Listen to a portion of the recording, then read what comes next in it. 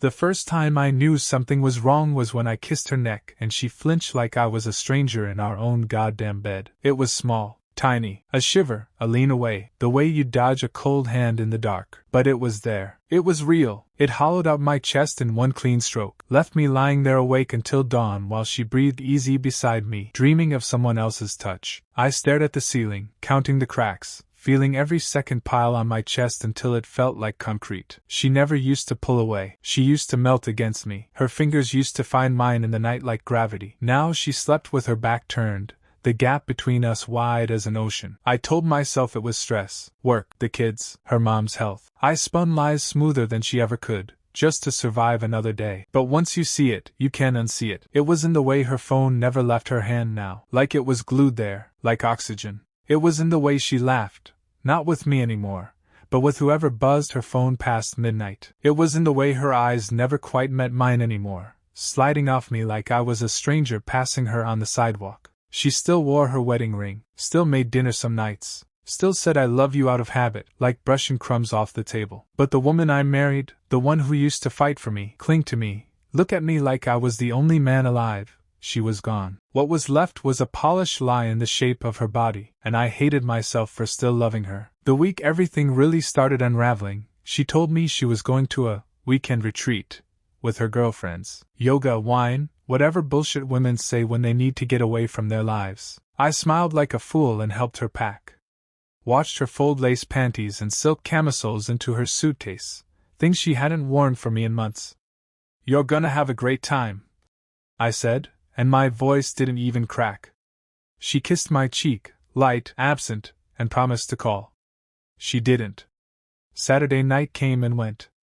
No call. No texts. No missed calls. Sunday morning I checked her location on Find My Phone. Disabled. First time in 5 years. Disabled. I sat there at the kitchen table, drinking black coffee that tasted like dirt, staring at my dead phone, feeling the pit open wider and wider under my feet. She came home late Sunday night, hair messy, cheeks flushed, smelling like a hotel lobby sprayed with cheap perfume. She smiled and said, "You wouldn't believe the fun we had." Like she was daring me to ask. I didn't ask. I kissed her forehead and said I was glad she was home. Because by then, I was done asking questions. I was going to get answers. I started small. Checked our joint bank account. She barely used it anymore. Her card statements showed charges at restaurants we never went to, bars we'd never stepped foot inside. A day's spa I never heard her mention once. Receipts for nothing she ever brought home. I checked her laptop when she was in the shower. Password changed. Her gym bag was fuller than it needed to be. 2 sets of clothes. A little black notebook tucked between her sports bras. I cracked it open with fingers that didn't even tremble anymore. No notes. No to-do lists. Just a date, Thursday, and a street address I didn't recognize. Written twice. Once neatly, once scrawled like she was too excited to wait. That night I didn't sleep. I didn't eat the next day. I called in sick to work, told them I had the flu. Thursday, I parked a block away from that address, engine off, windows cracked. I waited. I waited until my legs cramped, until my teeth ached from grinding. And then I saw her. High heels clicking on the pavement. Tight jeans hugging her hips. That green jacket I bought her for Christmas last year. She looked beautiful. And I wanted to puke. She wasn't alone. Some guy, tall, good-looking, cocky the way you can smell from across the street, was waiting by the door. He kissed her cheek. She kissed his. She laughed, that soft, secret laugh that used to be mine. He opened the door. They went inside. I didn't move. I didn't scream. I didn't cry. I just sat there with my hands gripping the steering wheel so hard my knuckles turned white. It wasn't proof. Not yet. Not enough to burn her life to the ground. But it was enough to light the match. I drove home on autopilot, stared at the walls for hours. When she got home that night, she smiled at me like nothing had happened. Told me she was exhausted from spin class. Told me she loved me. told me she needed a shower and disappeared upstairs. I sat there, listening to the water run, feeling something cold and hard settle deep inside me. A place no forgiveness could ever reach. I didn't confront her. Not yet. You don't storm the gates when you can poison the well. And I was going to poison every inch of the life she thought she could hide from me. The next morning she wore a sundress to go grocery shopping. It was 46 degrees outside. Wind sharp enough to slice your face open. She twirled once in front of the mirror like a girl half her age and asked, "Too light, too quick." "Cute, right?" I said, "Yeah." Because what the hell else do you say to a woman who's lying straight to your face and daring you to call her on it? I watched her drive away through the frostbitten window, taillights bleeding red down the street. The grocery list sat on the kitchen table, untouched. The hours stretched out like wet rope, heavy and slow. I cleaned the gutters, replaced the furnace filter, cut my knuckles open on the damn wrench and didn't even curse. By the time she came home, the sun was already gone. No groceries. No explanation. Just a lazy shrug and a kiss tossed over her shoulder. "Lines were too long," she said. "I'll go tomorrow." She smelled like cinnamon gum and sweat and something that didn't belong to me. I nodded, smiled, walked past her into the bedroom, and stared at the bed we used to make love in before it became just another piece of furniture. She didn't follow. The days after that blurred into a slow, choking dance. She stayed late at meetings. She wore perfume to yoga. She laughed too hard at jokes she didn't explain, smiled at text messages she wouldn't show me, slept like a corpse. And when I asked, when I gently, carefully touched the edges of the thing between us, she gave me the look every guilty person masters, half insulted, half wounded. "Why are you acting like this?" she said once, voice dripping with manufactured hurt. "You don't trust me anymore?" I shook my head, said no, of course I trust you, because it's easier to lie to yourself when you're already halfway buried. And it wasn't just her. The house started to feel wrong, too. Little things. A strange cologne lingering on her scarf. A second wine glass in the sink. Our dog barking at the front door at 2 in the morning when no one was supposed to be there. I told myself stories. Maybe a friend stopped by. Maybe she spilled something and didn't want to explain. Maybe I was just losing my goddamn mind. I started drinking more. Small at first. Whiskey neat after work. Then a second. Then a third. Just enough to blur the edges. Just enough to fall asleep without hearing her laugh through the walls. She stopped touching me completely. No kisses goodnight. No casual hands brushing shoulders. Not even the polite, dead-eyed sex you give someone out of pity. She existed next to me the way strangers do in elevators. Sharing the same space but a million miles apart. Once, 2 weeks after the grocery store lie, I found a receipt stuffed into her coat pocket. It was for a boutique hotel downtown. A room. A dinner. A bottle of expensive wine. Dated 2 days earlier. The same night she claimed she stayed late helping her sister move furniture. I sat on the bed holding that thin slip of paper, feeling it slice me open in ways no blade ever could. I didn't confront her. Not yet. Because if you know anything about betrayal, you know the worst thing you can do is strike too early. You wait. You let it fester. You let them pile their lies higher and higher until the weight of it crushes them without you having to lift a finger. She came home that night laughing into her phone, hair messy, cheeks flushed. She froze when she saw me sitting there, holding the receipt. Her smile faltered for half a heartbeat, a crack in the porcelain mask, then snapped back into place like nothing happened. "What's that?" she asked, casual, tossing her keys onto the counter. I stared at her for a long moment. Then I smiled. "Nothing. Just cleaning up." She hesitated. I saw it. A flash of something, panic, calculation, before she nodded and walked past me into the kitchen. I watched her go, feeling something shift deep inside my chest. Not rage. Not heartbreak. Something colder. Cleaner. The quiet click a man hears when he finally stops begging and starts planning. She wasn't just lying. She thought I was too stupid to see it. Too weak to stop it. Too pathetic to matter. I poured myself another drink and listened to her hum some tuneless song while she pretended to live a life she had already abandoned. Tomorrow, I thought. Tomorrow, I'll start building the end. But tonight? Tonight, I'll let her think she's winning. Tonight, I'll let her climb a little higher. Because the higher you climb, the harder you shatter when you fall. The next night, she asked me to fix the leaky faucet. Simple, stupid request. The kind of thing married people do without thinking. The kind of thing that, once, would have made me feel needed. Useful. Now it just made me want to smash the goddamn sink into pieces. I tightened the wrench, felt the metal bite into my palms, and nodded. Sure, honey. I'll fix it. I'll fix everything. She kissed the top of my head absent-mindedly on her way out the door. Said she had a meeting about a fundraiser at the library. Said she might be late. Said not to wait up.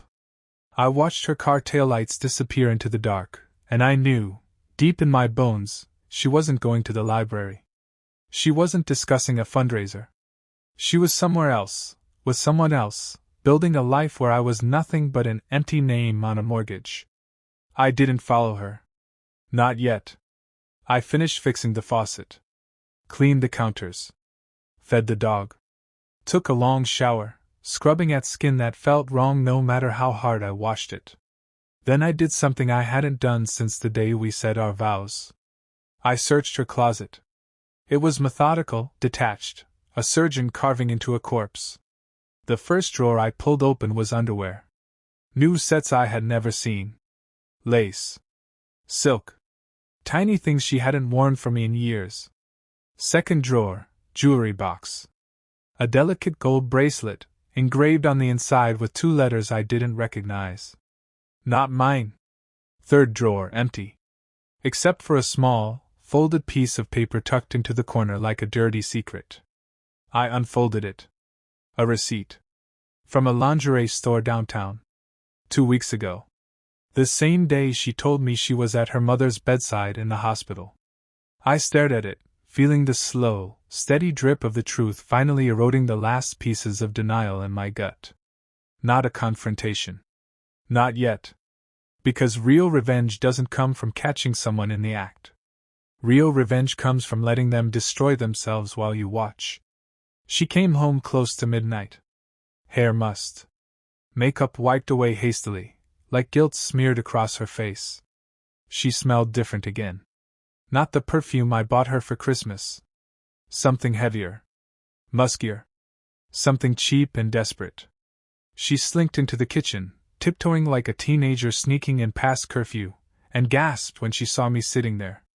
Jesus, you scared me. She laughed, too loud, too forced. Sorry, I said. Couldn't sleep? Yeah, I said. Couldn't sleep. She crossed the room, kissed me on the cheek, lingered half a second too long, like trying to patch a sinking ship with duct tape. I'm gonna shower, she said. Sure. She disappeared down the hall, and the shower started running almost immediately. Too hot, too long, the way you try to scrub shame off your skin. I stared at the wall for a long time after the water stopped. She padded back into the living room wearing an old t-shirt and sweatpants, hair dripping, pretending nothing was wrong. You okay? She asked, faux concern dripping from her voice. I'm good, I lied. You sure? I nodded. She smiled, relieved, and curled up on the couch with her phone. Texting. Always texting. I watched her thumb flick across the screen, fast and eager, a secret world she didn't even bother hiding anymore. I let her. I let her feel safe. Because the thing about betrayal is, it's not the knife in the back that kills you. It's the moment you turn around and see who's holding the handle. And I wasn't ready to turn around yet. Not until she was standing so deep in her own lies that she'd have to drown just to breathe. That night, after she fell asleep on the couch, phone still clutched loosely in her hand, I unlocked it. She hadn't changed the password. She hadn't even thought to. Arrogance. The oldest mistake. I didn't look at messages. I didn't scroll through pictures. I didn't need to. I went straight to the GPS history. It told me everything. Not just a night, but dozens of nights. Hotels. Restaurants. One address listed 3 times in the last 2 weeks. A private condo rental across town. A place I didn't know, hadn't been invited to. Patterns. Secrets. Proof. Still no pictures. Still no smoking gun. But it didn't matter. The noose was tightening, one slow inch at a time. And she didn't even know she was already swinging. The next morning, she kissed me goodbye like nothing had changed. I smiled. Waved. And started making plans. Real ones. Final ones. Because love is what built this house. But hate is going to set it on fire. The day I chose wasn't random. It was our anniversary. 12 years since we stood under that ugly white arch in her parents' backyard and promised each other things we were both too stupid to understand. 12 years to the day. She woke up smiling that morning. She slipped a little card onto my nightstand, cheap, generic, pre-printed words about love and commitment, signed only with a heart and her name. No note. No private message. Just the minimum required to pretend we still had something. I slid the card into the drawer without reading it.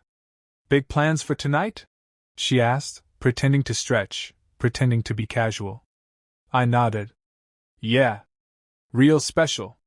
She giggled. Told me she was meeting her friend Amy for lunch and a spa afternoon. Told me not to worry if she got home late. They might have a drink or two. I smiled back. Told her to have fun. She didn't even pack an overnight bag. So sure, so arrogant. She really believed she had me wrapped around her finger so tightly I'd never cut myself free. The front door clicked shut behind her. I sat there in the silence for a while, staring at the spot she just vacated. Then I got to work. The rental car was waiting 2 streets over. Tinted windows, plates paid in cash.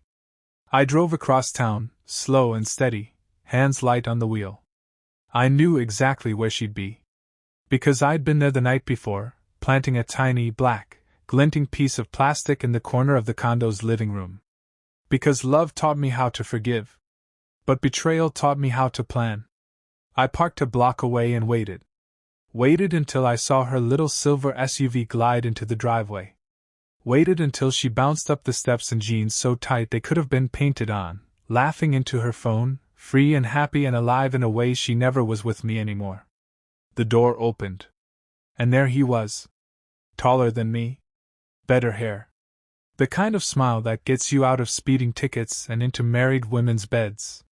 He grabbed her around the waist like he owned her and pulled her inside. I didn't flinch. Didn't curse. Didn't cry. I just pulled out my phone and opened the app. The hidden camera feed crackled to life. There they were, in grainy black and white. His hands under her shirt before the door even swung shut. Her mouth on his before she even dropped her purse. Their bodies tangled, desperate, greedy. No hesitation. No guilt. 2 people who'd done this 100 times before and couldn't wait to do it 100 times more.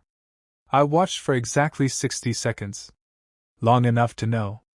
Long enough to feel the last piece of whatever was left inside me crack and collapse. Then I hit the record button. 30 seconds of footage. That's all I needed. I closed the app. Dropped the phone into my jacket pocket. Pulled away from the curb without ever once looking back at the house. There was nothing there for me anymore. Not even anger. Just the cold, clean satisfaction of a man who had finally, completely stopped hoping. Back home, I sent the footage to 2 places. A private email account registered 6 months ago under a name that wasn't mine. And to her family's group chat. No caption. No warning. Just the video. Then I packed 2 duffel bags, essentials only.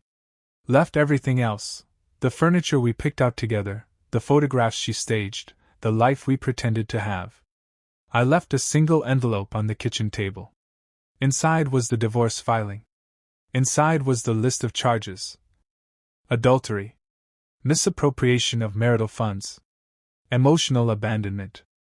Attached to it was a copy of the prenup she never thought I'd enforce. The one she drunkenly signed before the wedding because she trusted me. The one that said if she ever cheated, she walked away with nothing. Not the house. Not the car. Not the savings. Not a goddamn penny. I wrote 3 words on the outside of the envelope, in block letters. You earned this. Then I walked out the door. Locked it behind me. Dropped the keys in the mailbox.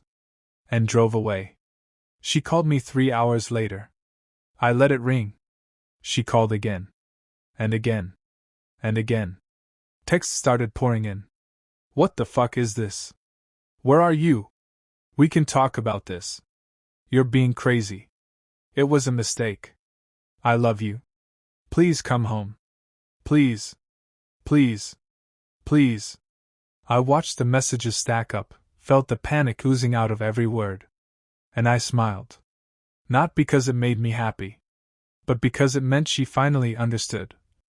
There are some things you don't come back from. And I was already gone. I didn't answer her calls. Not that night. Not the next morning. Not ever again. She blew up my phone for 2 straight days. Calls. Texts. Voicemails, some screaming, some sobbing, some begging. I didn't listen to a single one. I changed my number. I closed our joint accounts. Moved my direct deposits. Had the utilities taken out of my name. She came home to a house with no heat, no lights, no running water. A hollow corpse of a life she thought she could have both ways. Her parents called too. Her mother weeping. Her father furious.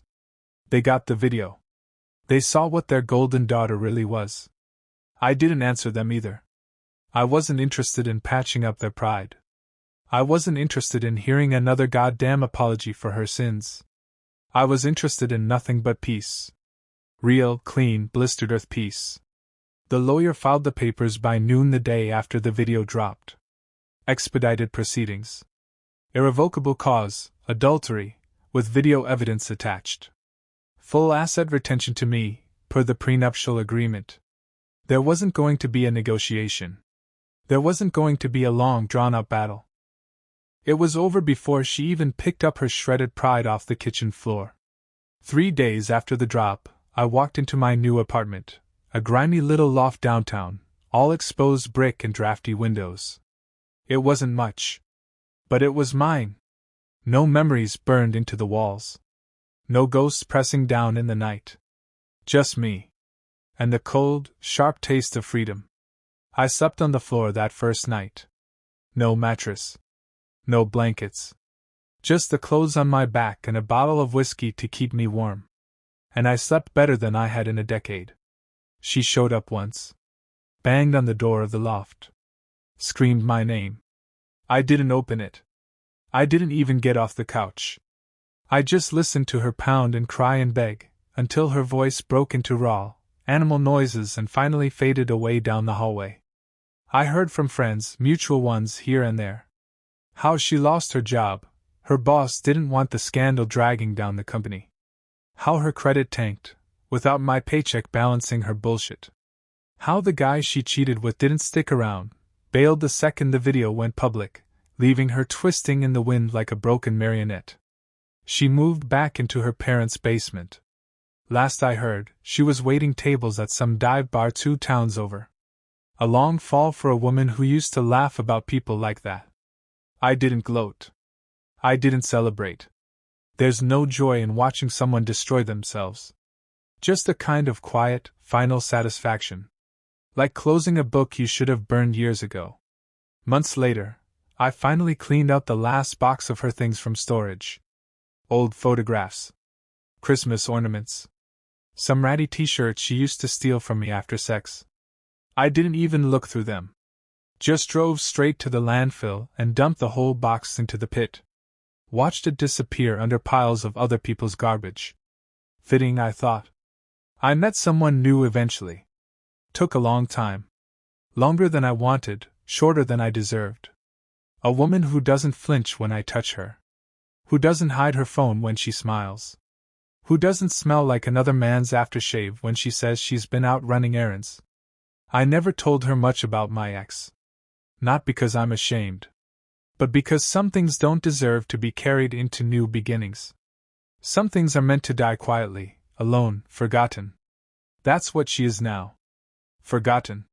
She texted once more, about a year later. Just one word. Sorry. No punctuation. No explanation. No plea for forgiveness. I stared at it for a long moment. Then deleted it. Didn't even bother replying. Because here's the truth. Some betrayals don't scar you. Some betrayals burn you so clean, so thoroughly, that you rise up from the ashes better than you ever were before. Stronger. Harder. Colder. Not broken. Remade. I wasn't the man who stood in that backyard all those years ago, believing in fairy tales and loyalty and love that lasts forever. He died. I buried him. And in his place, something sharper grew. Something better. And as for her? She can spend the rest of her life crawling through the wreckage she made. Alone. Exactly where she belongs.